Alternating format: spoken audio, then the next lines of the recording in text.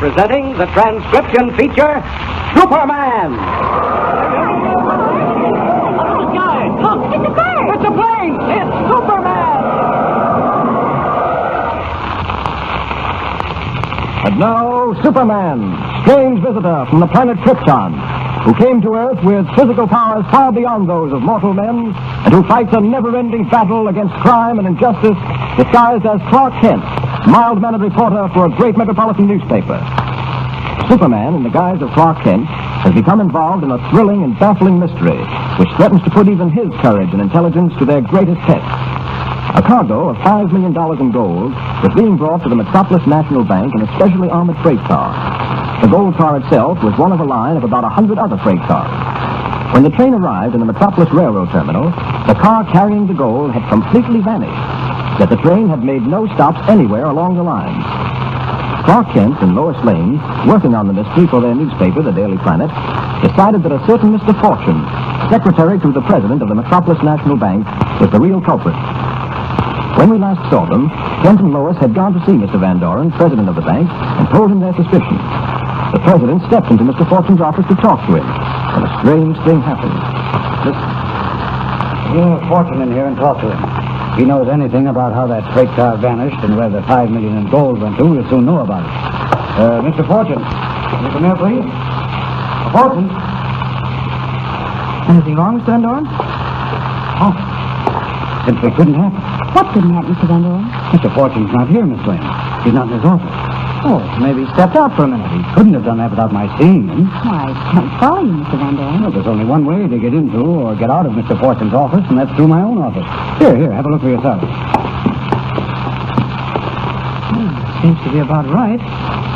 Fortune's office has no window, no other door. To come in or go out, he would have to come through your office here. Mr. Kent, he's not here, and I saw him come in 10 minutes ago.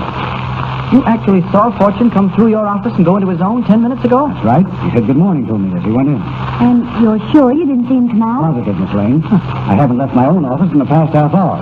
Fortune could not have gotten out of this office without my seeing him. Well, if he couldn't get out, he must still be here. Let's have a look in that closet. I'm trying to think that's where we'll find him. Well, Mr. Kent, what on earth could he be doing in that closet? Well, I can't answer that, but he must be in that closet. There's no other place he could hide. Well, you must be right, of course. Stand back. I'll open the door. I don't think I want to look. Well, we'll soon know. Not here. There's nothing inside this closet. This whole thing is getting beyond me. First, a freight car carrying $5 million in gold disappears as completely as if Superman himself had reached down and picked it up. Now your secretary, Mr. Fortune, vanishes just as completely. Oh, I refuse to believe it. It simply couldn't happen. There's certainly no explanation for it. Why are you rapping on those walls? I just had a feeling that maybe there might be a secret panel somewhere, but there isn't. These walls are solid. It's beyond me. Well, Miss Bailey, what is it you... Miss Bailey, what happened? What's wrong? Quick, someone catch her. She's going to faint. I got her. Like a light. Well, things certainly are beginning to happen around here. What in the world? Mr. Van Doren, would you bring that water jug on your desk, please? Oh, yes. Something must have upset her pretty badly. Who is she, Mr. Van Doren? Here's the receptionist in the outer office. Here's the water. I'll take it. Now, if I can just get her to drink a little of it. There we are. I'll rub her wrist. Oh, Mr. Fortune. Mr. Fortune. Easy does it now, easy. You're all right now, Miss Bailey. Who are you? What's happening? Well, you came into the office here, Miss Bailey, looked at us all very queerly, and then you just fainted dead away. Now I remember. Oh, Mr. Van Doren, he's out there. Who's out there? Mr. Fortune. Fortune? Fortune's outside there? Jim, come on. Right with you. This is Miss Bailey's little office here. And the door leading to the lobby outside is slightly ajar. Let's have a look. Kent, look. There on the floor. Fortune, all right. Yep, he must have caved in just as he reached the door. Miss Bailey heard him fall, opened the door, and here he was. Is he dead? No doubt of it. He's dead, all right. How on earth did he get out here? Something wrong about all this. Just doesn't make sense. Are you sure? You're going to ask me again if I'm certain he came through my office this morning to get to his own. I tell you he did. I'm sorry you've got to take my word for it, but you must believe me. Let's try to get this straight. Mr. Fortune comes through your office about 20 minutes ago and goes into his own.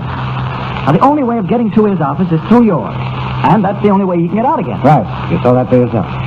You were in your office all the time, and you didn't see him come out again. He didn't come out, I'll swear to that. Well, then how did he get out here? And how was he murdered? If we can answer those questions, Kent, we'd have the solution to this whole case. There's only one thing to do. Huh?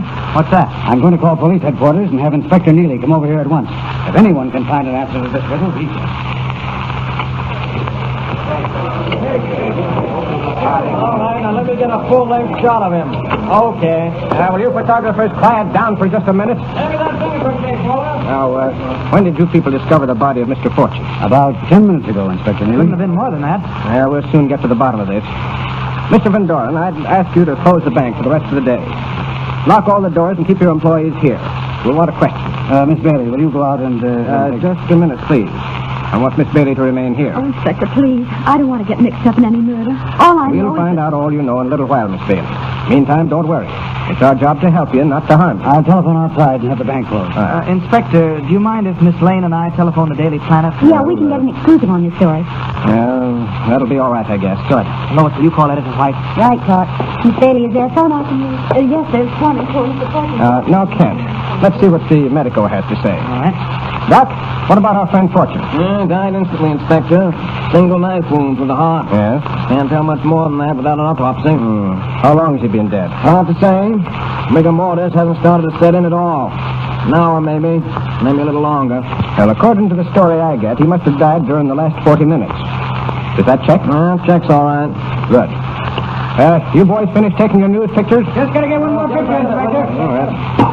Okay, you can have them. All right, you men remove the body. I want these officers clear. Logan, Fitz, you go on down to the bank and check the stories of every employee down there. The rest of you men clear out. Don't want anyone in here now but Mr. Van Doren and Mr. Kent and Miss Lane and Miss Bailey and myself. All right, boys, let's go. All right, go ahead.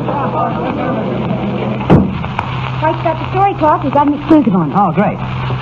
Well, Inspector? Kent, we're going to get to the bottom of all this right now.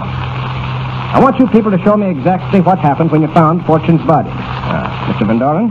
Well, Kent and Miss Lane came to me about an hour ago and said they suspected Mr. Fortune had something to do with the disappearance of the freight car. You mean the freight car carrying the $5 million in gold for your bank here? Yes. And, by the way, have you uncovered anything on that yet? Give us time, Van Doren. Give us time. I'm afraid you'll have to be Superman to solve this case. If Lane, if Superman really existed, I'd call him in on this case without a minute's hesitation. Well, go ahead, Van Doren. Well, I went into Fortune's office, and Fortune wasn't there. Yes? The peculiar part of that was that Fortune could not have gotten out of this office without passing through mine. And I never saw him come out. You never... I see, go on. Then, suddenly, Miss Bailey came in, stared at us in a strange way, and then fainted. Now, why did you faint, Miss Bailey? Well, I'd been sitting at my desk in the outer office when I heard a knock at the door. Yes? I said, come in, but nothing happened. And I went to the door and opened it, and there was Mr. Fortune lying on the floor, dead. And then you came in here to tell Mr. Van Doren and then fainted. Yes, that's right. Well, then what happened? Show me now exactly what you did. Mr. Kent. We brought Miss Bailey, too, and she told us about Fortune. Mr. Van Doren and I went into the outer office. Well, all right. Let's go. Just a minute, Miss Lane. Did you come, too? Oh, no. I stayed here in his office with Miss Bailey. Then you and Miss Bailey remain here now. Yes, sir. I want to get a picture of exactly how everything happened. Now, Kent, let's go into the next office. All right. Mr. Van Doren and I walked into the outer office. Yes? Miss Bailey's office, that is. Oh. And when we got here, we looked around. And then Kent noticed that the door was ajar. Yes. You mean the door leading to the lobby? That's right. So we opened the door, and Mr. Fortune, lay at our feet. I see.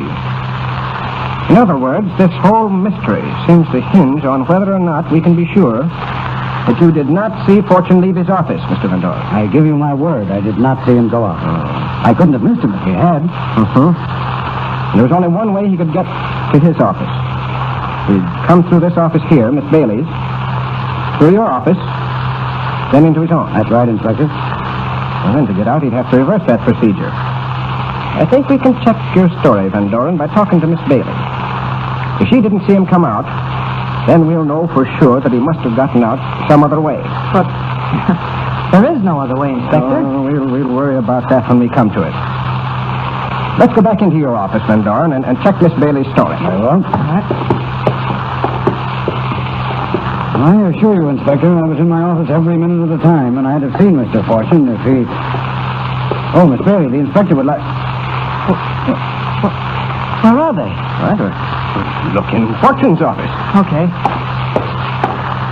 Well? Oh, they're not in here. Oh, Miss Bailey, where are you? Oh, but look here, they couldn't have left here. The three of us were in the outer office all the time. There's no other way of getting out. How about the windows? It's a 4-story drop, Kent. And there's no fire escape. Do you mean to say Lois and Miss Bailey have disappeared too? Now, look here, you men. This is... Why, it's fantastic. Maybe it is. But the fact remains they're not here. They've vanished. Just the way Mr. Fortune did. Just the way that freight car did. If you can figure this one out, Inspector, then I'll... Well, by jingo, I'll start believing in Superman. What is the solution to this strange riddle? Could Lois Lane and Miss Bailey have vanished into thin air just as Mr. Fortune did? Will they reappear as Mr. Fortune did? And what can Superman do to find the missing girls? Be sure to listen to the next thrilling episode of our story with Superman. And remember, tune in the next thrilling installment of the transcription feature, Superman. Up in the sky, look! It's a plane! It's Superman!